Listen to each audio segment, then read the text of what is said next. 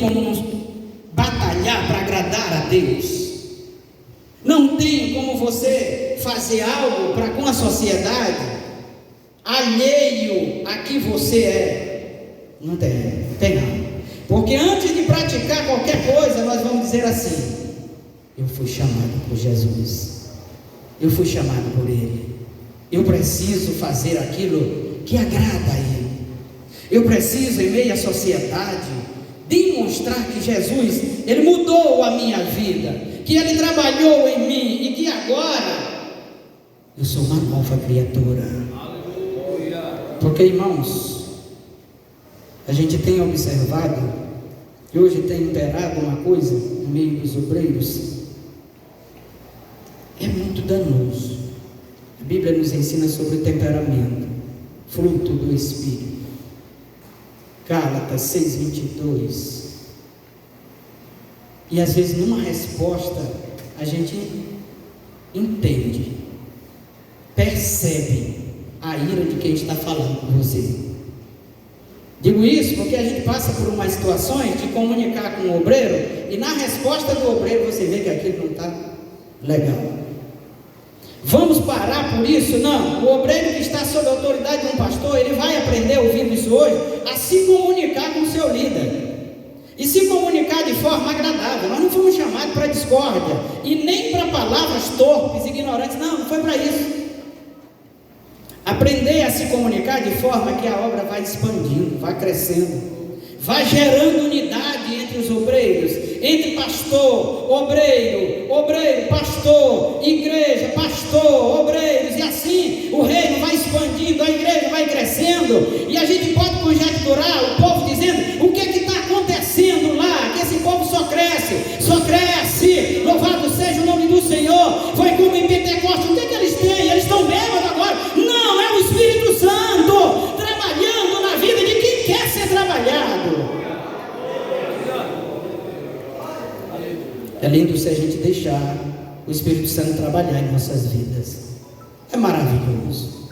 Você segue o reto ensino, como Paulo estava ensinando a Timóteo, a Tito, e dando muito conselho até aos apóstolos também, quando chegou lá em Jerusalém, Atos 15, quando ele repreende alguns lá por falta de acepção. E depois fala diretamente a Pedro, dizendo: tu quando está junto com os judeus, tu come com o judeu, mas está lá com o gentil, tu comes, tu te mistura com ele, aqui tu te separa. Até um apóstolo do Senhor, do qual falamos com tremor, Paulo deu uma palavra de ensino para ele, de um reto ensino. E isso a gente vê que era a respeito da acepção. Não podemos fazer isso, irmão. Podemos fazer isso. Vou dar um exemplo aqui rapidamente do que a gente passa. Eu sempre trabalhei nos campos conhecidos como pequeno, mas eu não entendo que é pequeno, porque Jesus está lá comigo em todos eles.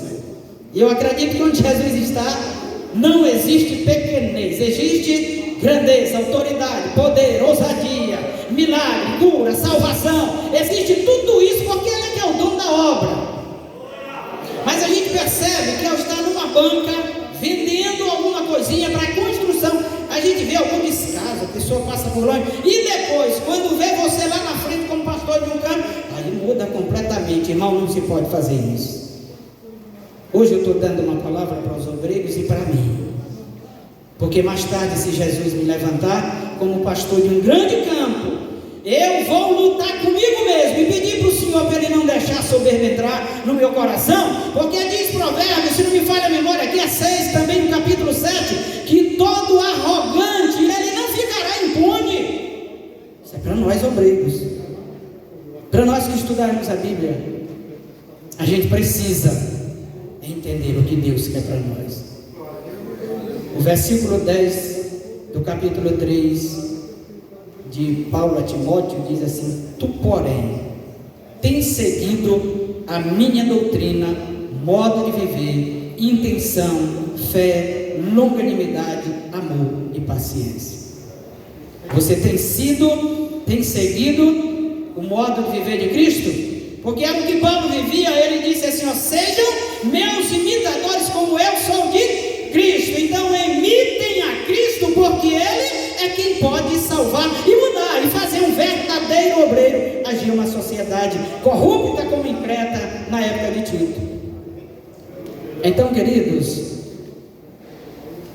fechando aí essa palavra sobre esse capítulo, primeiro, responsabilidade de Tito na igreja em Creta, estabelecer obreiros. Não é fácil, não é fácil.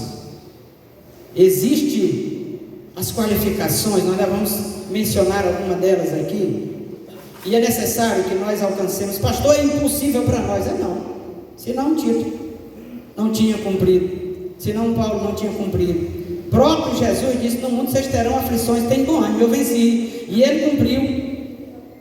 Essas qualidades, essas características que nós vamos falar, das quais os obreiros precisam ter, Jesus viveu tudo isso e foi aprovado em tudo.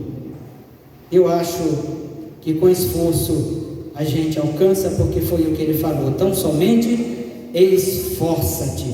Então, irrepreensível, marido de uma só mulher, não avarento. Isso tem demais hoje. O cara está lá pregando, dando salto, dando pulo, mas o nome não aparece na ceia, na lista de dizimista. É infiel, então não pode ser taxado de obreiro fiel. E nós estamos trabalhando hoje uma visão da carta, obreiro fiel. Se nós, como obreiros, queremos falar, ensinar, nós precisamos ser os primeiros. Agora eu lembro, não vou falar não, lembrei esse episódio, já é passado, deixa para lá. Alguém que almeja um cargo, mas o nome não aparece com fidelidade.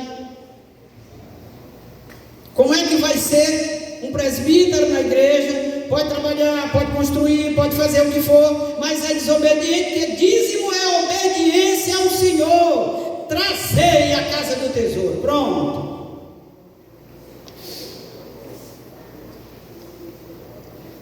A nossa posição é trazer. Olha aqui a voz da experiência. Uma conduta, eu iniciei dizendo que a igreja precisava de uma conduta piedosa, ser um crente que demonstrasse piedade, que através do seu viver renunciasse às coisas do mundo. Pastor, o Senhor está falando para a igreja, para nós os obreiros. Para nós os obreiros, só está nós aqui, nem as mulheres estão. Porque há entre nós, irmãos, lá tipo de ensinar os crentes, mas entre nós, tem muitos obreiros que sabem renunciar. Não sei se vocês concordam comigo ou se vocês vão pegar o cabo da vassoura e me esperar bem ali. Mas tem muitos que ainda não renunciaram. Pastor Braz, é só entre auxiliares? Não, é com tremor que eu digo que até entre pastores. Até no meio pastoral existe. E uma coisa que é danosa, que é doída para nós, meus irmãos. Eu vigio muito nesse quesito. Qual é o quesito? A mentira. Isso é muito danoso. Existe, pastor? Existe. Existe, irmão. Por que eu estou dizendo? Não estou inventando. Eu analiso, eu ando, eu observo, e a gente vai vendo essas situações que não era para existir, irmãos.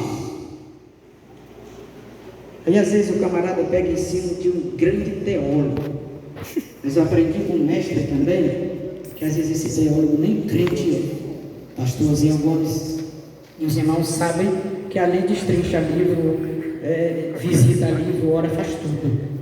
E ele disse que existe teólogo que nem crente é. E às vezes o obreiro bota em prática aquilo que aprendeu lá em alguns livros, ao invés de colocar em prática o que a palavra de Deus, e que essas cartas trabalham em nossa vida para nós colocarmos. O padre Antônio Vieira é um bom teórico e é boa a literatura. Olha aí, uma indicação. Aí às vezes a pessoa diz: não, eu não vou comprar. Como? E não é crente. É uma boa literatura e não é crente. Um padre. Então, se nós pegarmos isso, a gente vai fazer o que a Bíblia diz: analisar tudo, reter o que é bom e descartar o que é mal. Sabe por quê? Para a gente começar a demonstrar uma renúncia em nossas vidas. Veio o desejo de praticar um ato desse? Não, Senhor, me ajuda, eu não posso mais fazer isso. Eu agora sou um crente em Ti, Jesus, uma nova criatura, e sobre mim pesa ainda a condição de auxiliar o presbítero, e Paulo ia instituir, Tito ia instituir esses homens na igreja, e precisava trabalhar com eles para que não houvesse isso aqui. Isso aqui é um dos quesitos. Mentira, conta exorbitante, compram, não pagam. A gente vê muita reclamação.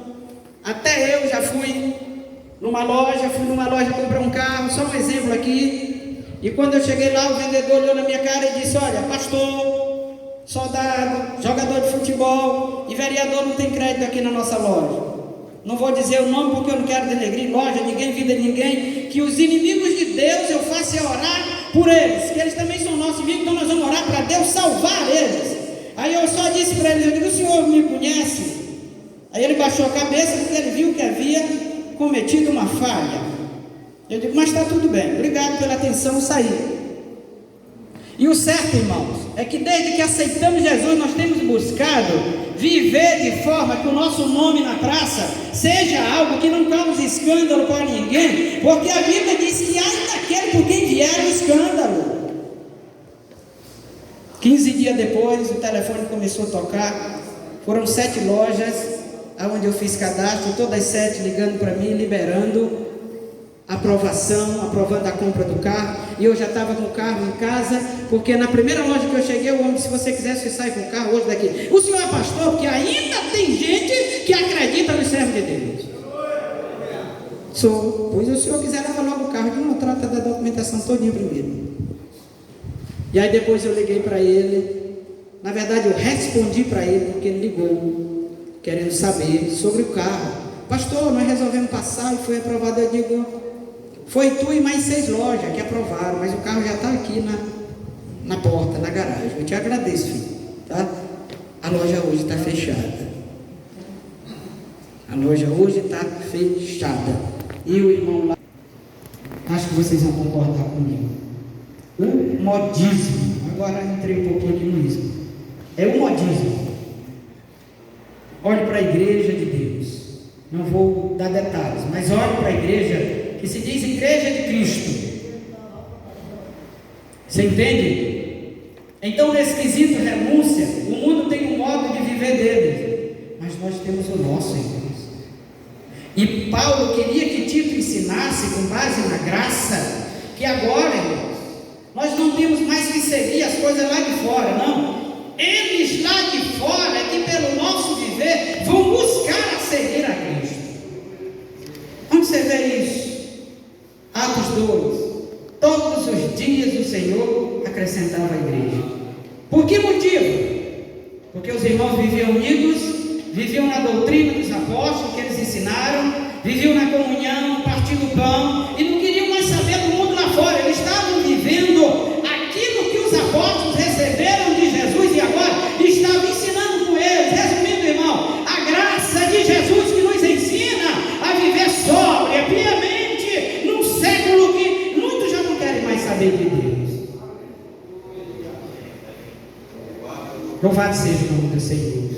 Então a igreja em Creta, ela precisava dessa instrução. E aí nesse capítulo 3 fala de uma instrução geral. Dentro dessa instrução geral ensina sobre a conduta cristã, o modo de nós vivermos na sociedade, como nós estamos trabalhando, dentro da empresa, o que estamos fazendo, qualquer ambiente que você trabalha, como você está agindo lá dentro, como cristão, a sua conduta. Aí às vezes o chefe fala com o irmão: e aí, como é que tu está? Eu estou de boa. Pastor Pedro falou sobre a gira aqui de manhã. Aí o outro que está sentado ali diz assim: mas é assim que os crentes falam. Então, irmãos, nós precisamos ponderar as coisas, precisamos trabalhar nossas vidas. que Moisés disse a Josué: esforçar para fazer a vontade de Deus. Aí nós vamos viver de acordo com o que o Senhor Jesus quer. Está terminando aqui, né, pastor? Tem. Falta 10. Está certo. Vai ficar aí muita coisa para depois. Tá bom? Então, amados irmãos, nos ensina a renunciar, e ainda de 3 de 1 a 8, nos ensina a renunciar as paixões mudando aí a viver de maneira. Aleluia. De maneira sensata, justa e piedosamente na sociedade em que vivemos. Então eles precisavam mudar o seu modo de vida, de viver, porque agora eram crentes em Cristo e precisavam viver de maneira que demonstrassem que eles agora tinham uma mente renovada. E Paulo diz: não vos conformeis com este mundo, mas transformai-vos pela renovação da vossa mente. Romanos 12, 2. Era o que Tito precisava falar para aquela igreja. E nós precisamos, eu vou encerrar por aqui, meu tempo já acabou. Porque agora ela estava em Cristo e precisava viver com uma mente de salvo. Talvez você possa estar dizendo: pastor Braz hoje me exortou, fez isso, fez aquilo. Não, irmãos, eu estou trabalhando a minha vida. E se você receber, diga um glória para Jesus, que você vai estar trabalhando a sua vida. Isso não é para mim não, é para Jesus. Então, certo, irmãos, é que com uma mente renovada, a mente de Cristo, nós não vamos nos envolver em nada que vá denegrir a nossa imagem como obreiro. Eu gosto muito do versículo que diz: não dorme e nem descansa, né? Eu não posso dizer que Jesus dormia, porque eu não estive lá colado com ele. Mas o certo é que eu fico com a parte que fala de Jesus, Deus, que diz que não dorme, não tosqueneja, e assim por diante. Então, que nós possamos, com base nesse versículo de Romanos, entender que nós, obreiros do Senhor, é para termos uma nova mente, para vivermos como pessoas que agora pensam de maneira diferente, agem de maneira diferente, procedem, né, de maneira diferente, e não para agradar aos homens, mas de forma que agrade ao próprio Senhor que chamou você. Que Deus em Cristo nos abençoe e nos guarde no seu amor.